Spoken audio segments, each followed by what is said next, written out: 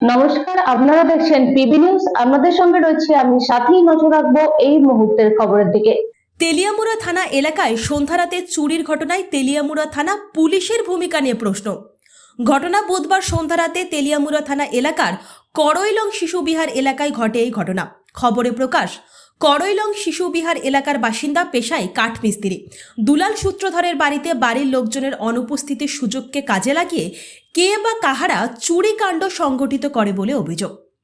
জানা যায়, বাড়ির মালিক দুলালবাবু সহ ওনার পরিবারের লোকজন কল্যাণপুর কুঞ্জবন এলাকায় কোনো এক নিকট আত্মীয়র বাড়িতে সামাজিক অনুষ্ঠানের যোগ দিতে গেলে ওনার বাড়ি সম্পূর্ণ ফাঁকা ছিল।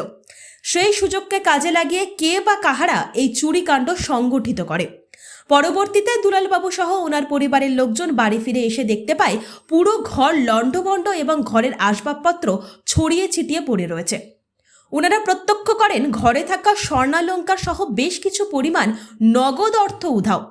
পরবর্তীতে ঘটনার খবর পাঠানো হয় তেলিয়ামুড়া থানায়। ঘটনার খবর পেয়ে রাজীব দেবনাথের তেলিয়ামুড়া থানার পুলিশের ঢাল তরোয়ালহীন নিধিরাম সর্দারের মতো ঘটনাস্থলে পৌঁছায় অনেক বিলম্বে। ঘটনাস্থলে পৌঁছে প্রাথমিক তদন্তের পর থানামুখী হয় তেলিয়ামুড়া থানার খাঁকি বাহিনী। তবে সন্ধ্যা রাতে তেলিয়ামুড়া থানা এলাকায় এ ধরনের চুরির ঘটনায় থানা পুলিশের ভূমিকা নিয়ে জনমনে ছি ছি রব। স্বভাবতই প্রশ্ন উঠছে তেলিয়ামুড়া থানার খাঁকি বাহিনীর ভূমিকা নিয়ে। এখন দেখার বিষয়, তেলিয়ামুড়া থানার ওসি রাজীব দেবনাথের খাঁকি বাহিনী ঘটনার তদন্তে নেমে কতটুকু কুল কিনারা করতে সক্ষম হয়।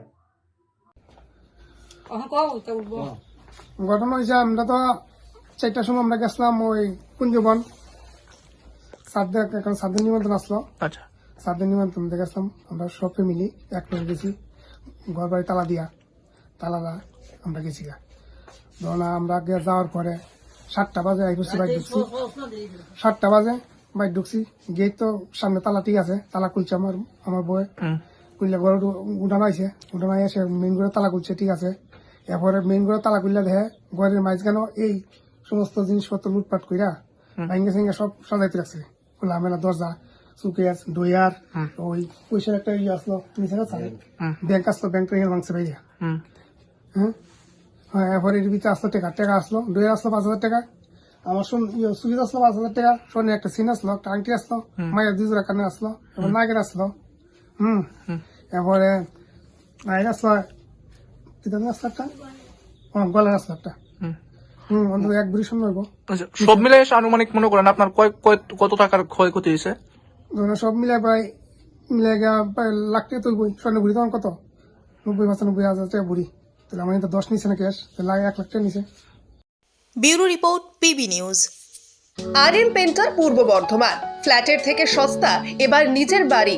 প্লট করার জায়গা মাত্র 1.5 লক্ষ টাকা কাঠা। মাত্র 50,000 টাকা দিয়ে নিজের নামে অগ্রিম রেজিস্ট্রি করে নিন।